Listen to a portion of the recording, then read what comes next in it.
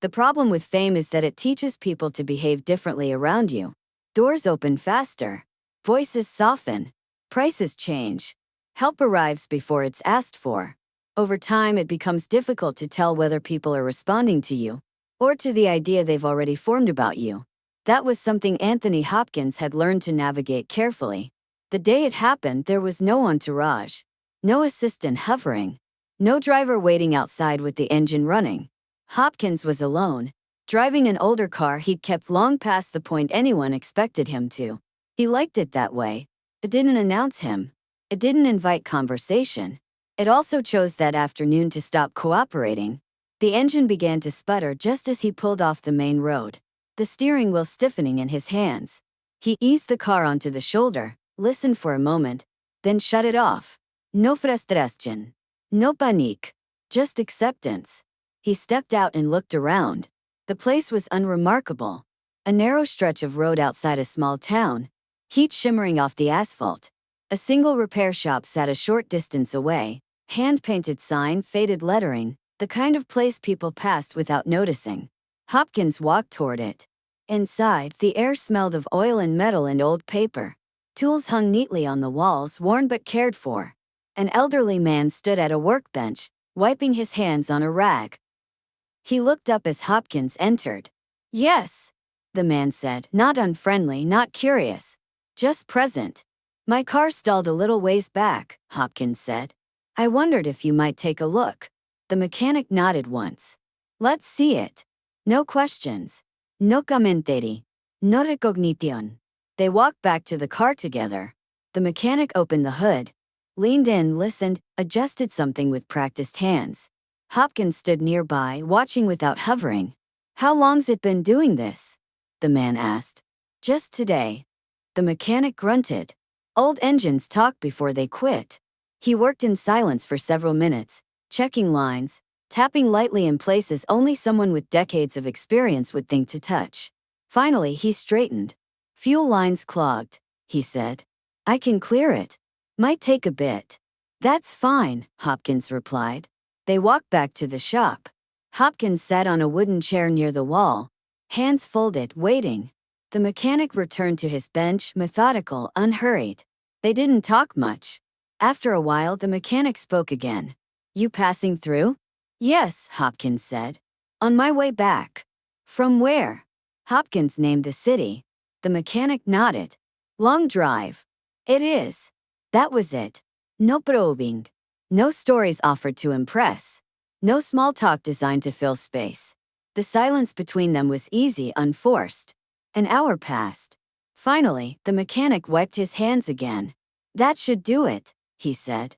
"Let's try her." The engine started smoothly this time, the sound steady. Hopkins listened, then smiled faintly. "Thank you," he said. The mechanic shrugged. That's what it needed. Back at the shop, the mechanic wrote up a simple bill on a pad. Far less than Hopkins expected. Hopkins didn't comment. He paid it without hesitation. As he took his wallet out, the mechanic glanced briefly at the card, then back at Hopkins' face. There was a flicker of recognition, not excitement, not awe, just realization. "Huh," the mechanic said quietly. Hopkins waited. "You're Anthony Hopkins." Hopkins nodded once. "Yes." The mechanic studied him for a moment longer, then returned the card. "Right." That was all. No change in tone. No sudden enthusiasm. No story about a favorite film or a relative who loved his work. Just acknowledgement and then the same calm distance as before. "I appreciate the help," Hopkins said again. The mechanic nodded. "Drive safe." Hopkins did. The encounter should have ended there. In Hopkins' mind it had. He returned to his routine, to work, to the noise and structure of a life most people never saw up close. The small repair shop faded into the background. Another quiet moment in a long line of quiet moments. But for the mechanic it lingered. Not because of who Hopkins was, but because of how he'd been. No demands. No expectation of special treatment. No attempt to shorten the wait or soften the bill. Just a man whose car had broken down, and who had waited his turn. A few days later, the mechanic mentioned it to his daughter, almost as an aside. "Had an actor in the shop the other day. he said. She looked up. Who? Anthony Hopkins. She laughed. You're joking. He shook his head. No. What did he say? Not much. She smiled. That sounds like him. The mechanic went back to his work. But the thought stayed with him. Not admiration. Respect. A week passed. Then something happened that neither of them had expected. Something that turned a simple repair into a story that would stay with that small town far longer than the engine ever would. Because Anthony Hopkins hadn't forgotten the man who fixed his car. And he wasn't finished with the moment. Not yet. The mechanic didn't think about it again for a few days. Life had a way of moving forward whether moments stayed with you or not. Cars came in. Cars went out. Old engines coughed. New ones complained in different ways.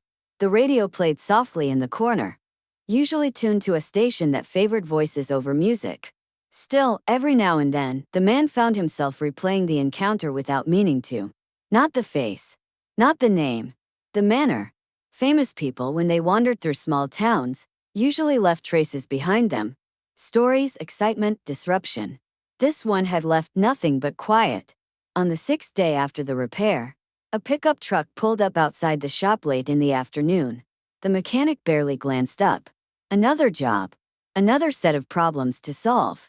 A younger man stepped out first, dressed plainly but carrying himself with a kind of practiced politeness. He looked around then back toward the road as if checking timing. Afternoon, he said as he entered. Afternoon, the mechanic replied. The man hesitated. Is this where Mr. Harris works? The mechanic looked up. That's me. The man smiled. Good. I was hoping so. He stepped aside and that was when Anthony Hopkins walked in. Not hurried. Not announced. Just there. The mechanic froze, not out of shock but confusion. Sir, he said instinctively, setting down the wrench in his hand. Is something wrong with the car? Hopkins shook his head. No. The car's perfect. Then? I came back, Hopkins said simply. The mechanic frowned. You came back. Hopkins nodded. I realized I didn't thank you properly. The mechanic waved a hand dismissively. You paid. That's enough. Hopkins smiled faintly. It usually is. There was a pause. The younger man cleared his throat and set a folder gently on the workbench. Mr. Harris, he said. Sir Anthony asked me to help arrange something. The mechanic eyed the folder warily. I don't need charity. Hopkins raised a hand. This isn't charity. The mechanic studied him. Then what is it? Hopkins leaned lightly against the counter, choosing his words carefully. You fixed my car, he said. You didn't rush. You didn't change your price. You didn't treat me differently before or after you knew who I was. The mechanic shrugged. That's just work. Hopkins nodded. It's becoming rare. He gestured to the folder. May I? The mechanic hesitated, then nodded. Hopkins opened it. Inside were documents, repair estimates, a letterhead, plans. The mechanic squinted, confused. What am I looking at? A trust, Hopkins said. For the shop. The mechanic straightened. I don't want to sell. I'm not buying, Hopkins replied. Silence fell heavy between them. The building's old, Hopkins continued. The equipment too. You maintain it well, but it's working harder than it should. The mechanic bristled. I manage. I know, Hopkins said. That's why I came. He closed the folder gently. I want to cover the cost of updating the shop. New lifts. Safer tools. Propevamtilation. Whatever you decide it needs. The mechanic stared at him. Why? Hopkins didn't answer immediately. Because, he said finally, people like you disappear quietly. The mechanic frowned. Disappear? Yes, Hopkins said. Not celebrated. Not replaced. Just gone. And then everyone wonders why nothing works the way it used to. The mechanic looked away, uncomfortable. I'm not doing this for recognition, Hopkins added. My name doesn't need to be on anything. I don't want a plaque. I don't want a story. Then why tell me? The mechanic asked. Because you deserve the dignity of knowing, Hopkins replied. That the way you work mattered to someone. The shop was very quiet now. Outside, a car passed on the road. tires humming against asphalt. Life continuing indifferent. The mechanic rubbed his hands together slowly. You don't know me. Hopkins met his gaze. I know enough. The mechanic exhaled. People don't do things like this. Hopkins smiled faintly. They used to. Another pause. What's the catch? The mechanic asked. There isn't one. That's not how the world works. Hopkins nodded. It's how it should. The mechanic laughed once, short and disbelieving. You fix one car and you come back with all this? Hopkins shook his head. I didn't come back because you fixed my car. The mechanic waited. I came back, Hopkins said, because you fixed it as if it were yours. The words settled. The mechanic looked down at the folder again, then back at Hopkins. His voice was quieter now. I don't want people thinking I took advantage. Hopkins answered immediately. Then don't let them. He gestured around the shop. Keep working. Charge fairly. Help who you can. Let the work speak for itself. The mechanic swallowed. And if I say no? Hopkins nodded. Then I'll thank you again and leave. The choice was real. That was what surprised the mechanic most. He thought of the years his hands had spent gripping tools, of the nights the shop lights stayed on longer than planned, of the times he told his daughter he'd fix things, when business was better. He looked at Hopkins, not as a celebrity, not as a benefactor, but as a man who had once stood patiently in this very room and waited his turn. All right, the mechanic said finally. But on one condition. Hopkins raised an eyebrow. Name it. You don't come back again, the mechanic said. No cometas. No speeches. Hopkins smiled. Agreed. They shook hands. It was firm, respectful, equal. The changes came slowly after that. New equipment arrived in unmarked trucks. The old lift was replaced. The lighting improved. Ventilation was installed. The shop became safer, quieter, easier on the body.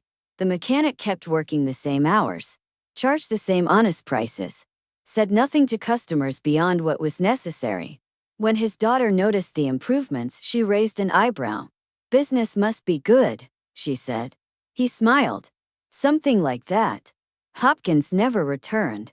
But once a year around the same time a letter arrived. No return address. Just a short note. Hope the engines are still talking to you. The mechanic kept everyone. Years later, when the shop finally closed, by choice, not necessity, the mechanic stood in the empty space, hands resting on a clean counter, and thought about the stranger who hadn't wanted to be known as generous, only as fair. That, he decided, was the rarest kind of surprise. Not the money, not the gesture, but the respect. And it had started with a car that wouldn't start, and a man who treated a stranger as if his time mattered. Anthony Hopkins had been treated like a nobody, and in response, he had reminded one quiet mechanic that he was anything but. That was the end of the story. Not with applause, not with headlines, but with a shop that kept its doors open a little longer, and a kindness that never asked to be seen.